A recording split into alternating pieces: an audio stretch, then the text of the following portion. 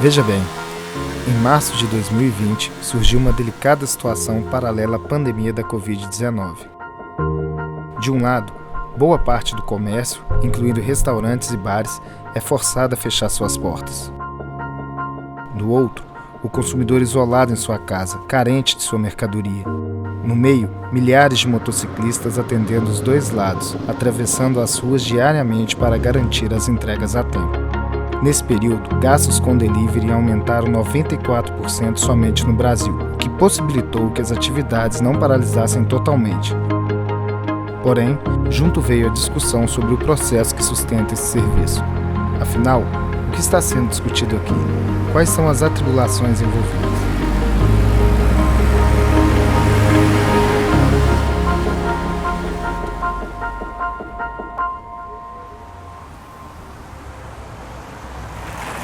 Hoje, uma carteira de motorista e a facilidade de comprar um veículo facilitou muito pais de família, até mães de família a trabalhar. Eu vi nesses aplicativos de delivery a possibilidade de uma renda extra, no qual vem contribuindo para o sustento, da minha família, minha esposa.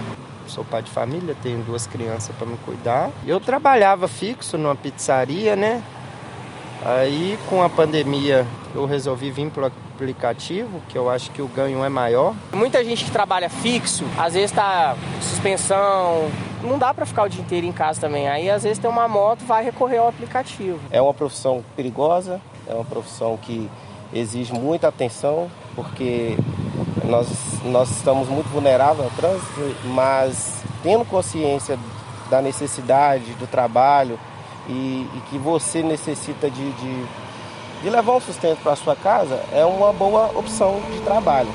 Embora pareça que a opinião comum seja de que esse serviço veio para salvar a renda de milhares de lares, tornando o serviço autônomo dos motociclistas uma saída prática e rápida, em meados de maio houveram uma série de manifestações exigindo mais direitos e garantias.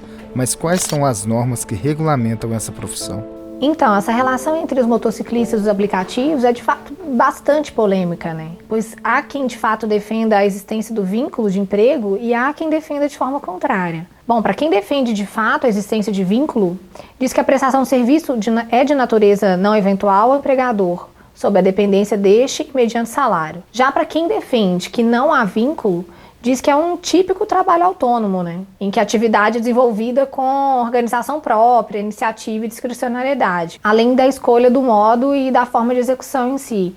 Neste caso, o motociclista ele assume os riscos inerentes à própria atividade, ou seja, não há de fato um entendimento consolidado na jurisprudência sobre o assunto. E da mesma forma, não há uma norma que regule essa relação entre eles.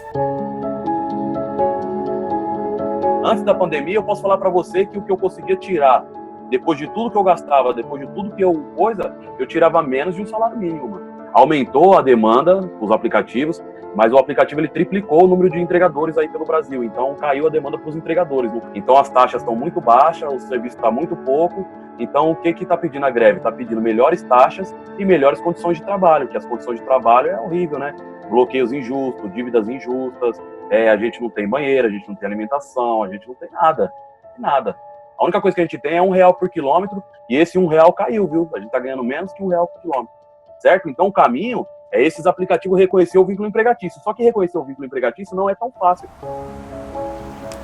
Bom, ainda que tenha havido aumento na demanda de entregas por meio dos aplicativos, não houve até a presente data uma nova lei que englobe a atividade dos motociclistas, Como são considerados autônomos, em geral, eles não possuem regras laborais ou seguros contra acidentes. Inclusive, nesse contexto, posso trazer um exemplo a nível mundial, que recentemente o Tribunal Superior de São Francisco, na Califórnia, determinou que a Uber e sua concorrente a Lyft atribuíssem aos seus colaboradores o status de funcionários, que equivale aqui no Brasil a enquadrar como empregado, E aí, consequentemente, seguissem as diretrizes da legislação trabalhista correspondente à categoria. É importante dizer que essa decisão do Tribunal americano ainda está em discussão, o que então permite que as empresas continuem a operar com trabalhadores independentes. Isso até que os recursos interpostos pelas empresas sejam julgados. No entanto, a gente tem o PL 3267 de 2019, que está em tramitação e que, dentre algumas outras coisas, ele visa também alterar o Código de Trânsito Brasileiro e ele poderá trazer novas regras para a profissão dos motociclistas em si. A gente sai de casa já com uma vela acesa e reza pro anjo de guarda. Eu tava na avenida, o rapaz avançou a parada obrigatória bêbado, me fechou, a moto caiu em cima do meu tornozelo, quebrou meu tornozelo na hora. Aí, nisso aí eu fiquei 9 meses parado em cima de uma cama, principalmente nessa hora de pandemia, a gente não pode parar, né? Como se diz, cada um sabe as contas que pagam dentro de casa. Então a gente não tem como parar. Obviamente as vendas caíram bastante, porque não tem a mesma demanda, né, do volume de clientes versus a entrega. Às vezes um domingo você tem umas 40, 50 entregas no mesmo momento e numa segunda você teria 10. Então a gente teria que, se fosse o caso de contratar, teria que ter esse tanto de pessoas, né, não sei nem qual que seria o regime de contratação, disponíveis para a gente. Como restaurante a gente não vai se influenciar com isso, né? Você acha que acho que eles têm direito a reivindicar as coisas dele, porque o aplicativo fala uma coisa e eles falam outra. Mas tem nos ajudado muito. Melhorou muito. Acho que a gente não pode deixar de dizer que essas empresas são fundamentais para a economia girar, assim como a própria atividade dos motociclistas, né? Para garantir a entrega de serviços essenciais e indispensáveis, acaba que para toda a sociedade. Então, acho que deve haver sempre uma relação harmônica entre a categoria das empresas, né? Bem como os motociclistas em si, porque ambos são importantes dentro desse contexto que a gente está vivendo. Para mim, eles tinham que melhorar um pouco no valor da taxa de entrega, que hoje está bem abaixo, porque antes era muito melhor, eles abaixou bastante. E eu acho que o aplicativo também poderia colocar, né, algumas segurança para a gente, né?